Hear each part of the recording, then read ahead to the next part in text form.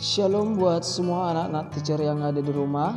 Hari ini kita akan belajar tematik 5A untuk subtema 3, pembelajaran 3 dan 4. Oke, kita akan mulai untuk yang pertama, penerapan nilai-nilai Pancasila dalam kehidupan sehari-hari.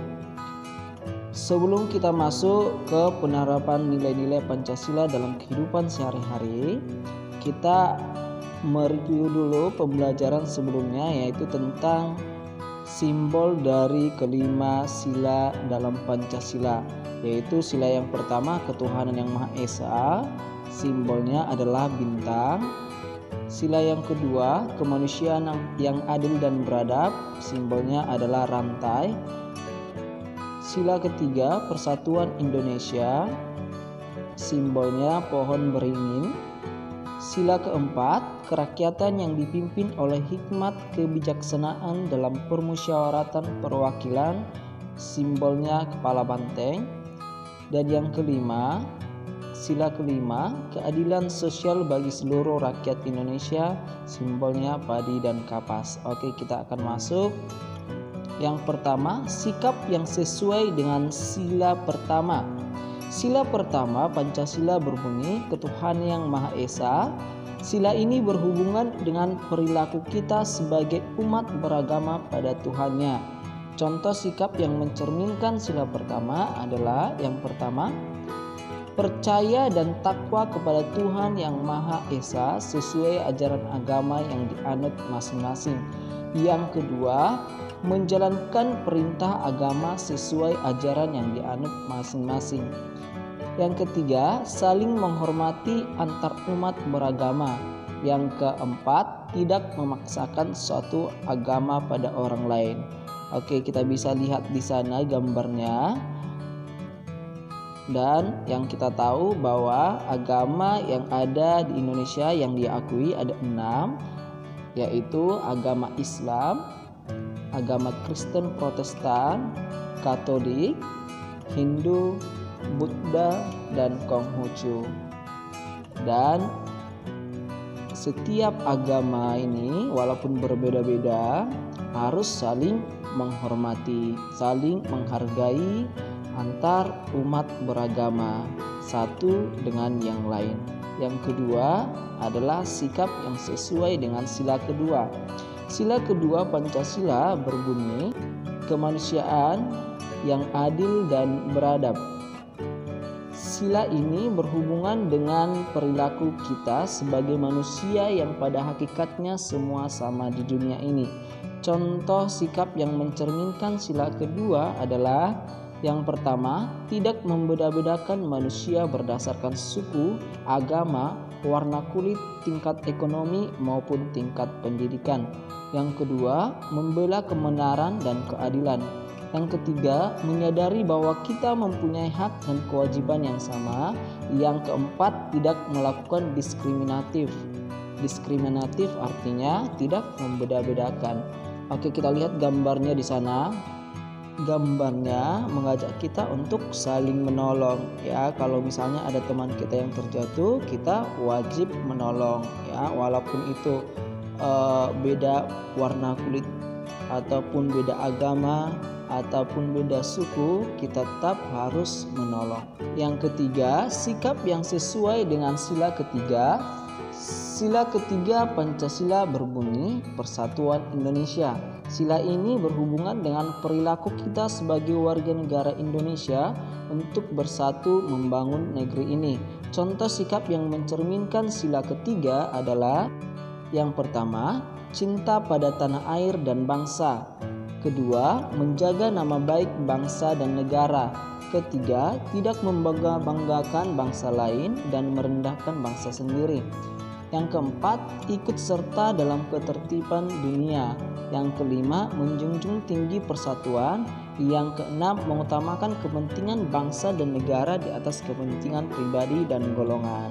Oke, kita perhatiin gambarnya. Hal sederhana yang boleh kita lakukan anak-anak teacher sebagai siswa, yaitu melaksanakan upacara sebagai rasa cinta tanah air, rasa cinta kita untuk bangsa kita, bangsa Indonesia. Oke, yang keempat, sikap yang sesuai dengan sila keempat. Sila keempat Pancasila berbunyi, kerakyatan yang dipimpin oleh hikmat kebijaksanaan dalam permusyawaratan perwakilan. Sila ini berhubungan dengan perilaku kita untuk selalu bermusyawarah dalam menyelesaikan masalah.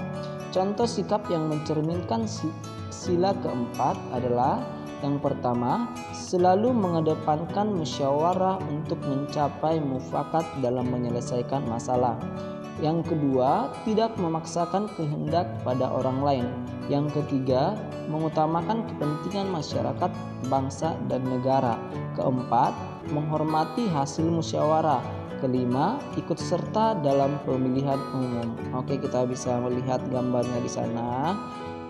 Misalnya pemilihan presiden, pemilihan gubernur, wali kota, RT, RW, kepala desa, ataupun kalau di sekolah contohnya pemilihan ketua kelas. Oke, yang kelima, sikap yang sesuai dengan sila kelima. Sila kelima Pancasila berbunyi, keadilan sosial bagi seluruh rakyat Indonesia.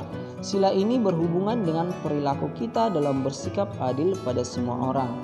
Contoh sikap yang mencerminkan sila kelima adalah: pertama, berusaha menolong orang lain sesuai kemampuan. Yang kedua, menghargai hasil karya orang lain. Yang ketiga, tidak mengintimidasi orang dengan hak milik kita. Keempat, menjunjung tinggi nilai kekeluargaan. Kelima, menghormati hak dan kewajiban orang lain. Kita bisa lihat di sana gambarnya, ya. Contohnya di dalam ruangan kelas, kita buat piket ataupun membersihkan kelas, kita harus saling membantu satu sama lain, harus adil dalam membagi tugasnya, ya. Misalnya ada yang menyapu, ada yang membersihkan kaca, dan lain-lain. Oke, kita masuk letak geografis Indonesia. Berdasarkan letak geografisnya, kepulauan Indonesia terletak antara benua Asia dan benua Australia, serta di antara Samudra Hindia dan Samudra Pasifik. Boleh dilihat di sana. Ada kepulauan Indonesia ataupun negara Indonesia yang di tengah, dan yang di paling atas ada benua Asia, paling bawah benua Australia. Di kanan, samping kanan ada Samudra Pasifik, di samping kiri ada Samudra Hindia, di tengah-tengahnya negara Indonesia.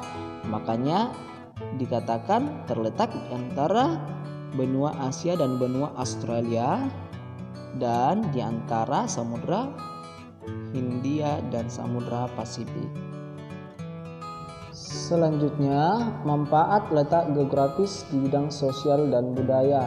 Yang pertama, manfaat dari letak geografis Indonesia dalam bidang sosial budaya. 1. Memiliki keanekaragaman budaya, baik dengan budaya lokal dan budaya asing.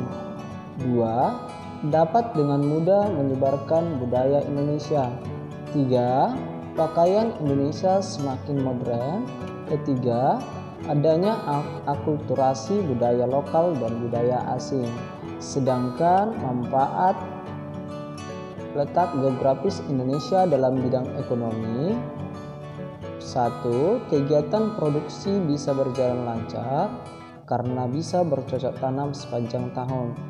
Kedua, bisa berdistribusi ke negara lain dengan mudah. Ketiga, bangsa Indonesia sebagai tempat persinggahan pedagang dari berbagai bangsa. Keempat, kaya akan hasil laut karena terletak di antara dua samudra, yaitu Samudra Hindia dan Samudra Pasifik. Oke, selanjutnya beberapa faktor yang memengaruhi keragaman budaya di Indonesia. Yang pertama adalah letak strategis wilayah Indonesia. Boleh dilihat juga di dalam peta, di gambar di sana. Ada di sana panah, dua panah di sana. Panah yang paling panjang itu benua Asia dan benua Australia, dan panah yang lebih kecil ataupun lebih pendek. Di sana Samudra Hindia dan Samudra Pasifik. Yang di tengah-tengah itu bisa kita lihat itu adalah kepulauan Indonesia ataupun negara Indonesia. Ada Kalimantan, ada Sulawesi, ada Jawa, Sumatera, dan Papua. Oke, selanjutnya keragaman suku bangsa. Keragaman suku bangsa. Banyak suku di Indonesia, ada sekitar 1340 suku bangsa. Ini menurut sensus BPS tahun 2010. Suku Jawa adalah kelompok suku terbesar di Indonesia dengan jumlah mencapai 40% dari total populasi. Selain suku Jawa, di Indonesia ada juga suku Sunda, suku Batak, Madura, Betawi, Bugis, dan lain-lain. Ada sebanyak 1340. Yang ketiga, perbedaan kondisi alam. Boleh kita lihat di sana gambarnya. Ada dataran tinggi, dataran rendah, dataran daerah pantai. Oke, kalau kita lihat menurut perbedaan kondisi alam ini akan memengaruhi aktivitas orang-orang di sekitar. Kalau di daerah pantai ada yang dinamakan nelayan, petani garam, ataupun penjual tiket objek wisata. Untuk dataran rendah ada petani, wira swasta, pedagang, dan pegawai. Yang untuk dataran tinggi misalnya petani teh dan peternak. Oke, selanjutnya yang keempat, keragaman agama yang dianut dalam masyarakat. Oke, sama seperti yang tadi yang sudah kita singgung bahwa di Indonesia ada 6 agama yang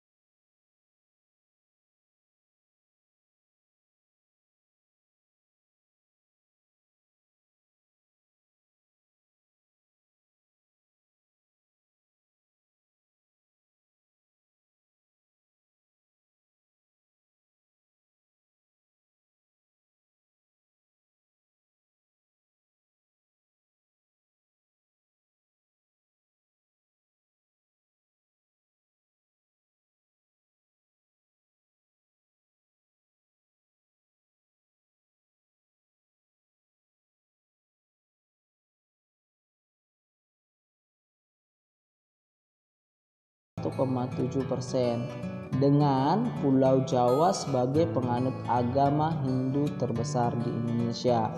Hari raya besarnya yaitu Nyepi, Kuningan, Galungan, dan tempat ibadahnya adalah pura. Agama yang kelima adalah Buddha. Buddha sekitar 0,7%. Hari raya besarnya adalah Waisak dan tempat ibadahnya adalah vihara. Agama keenam adalah Konghucu sekitar 0,05%. Hari raya besarnya adalah Imlek dan tempat ibadahnya adalah Kelenteng. Oke, sekian materi kita hari ini. Semoga anak-anak teacher tetap semangat untuk belajar. Dan untuk tugasnya, yang pertama menulis hal-hal penting dalam video. Jadi ditulis nanti di buku catatannya hal-hal penting setelah menonton video ini.